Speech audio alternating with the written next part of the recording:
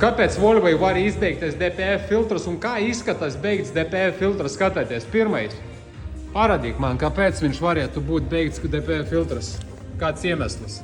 Tāpēc, ka interkulera truba ir uzlikta jauna, bet viņi jau ir pārgriezta vai uzlikta nepareizi. Uzšķība uzlikta. Jā. Tātad cilvēks braukā ar to, ka turbīnai pilnvērtīgi gaiss neiet iekšā motorā, un līdz ar to met kļūdas gan pa gaisu, gan pa turbīnu, un otra lieta DPF ir beigts.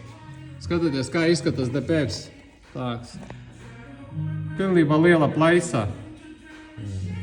Un jāga no viņu mazgāt vai tīrīt nav nekādas.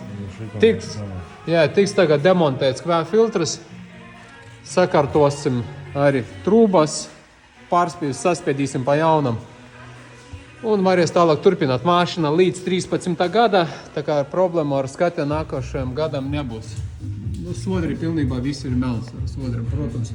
Jo tāda plaisa un izplūdes sistēma visa ir melna, ņemot vērā šādu plaisu.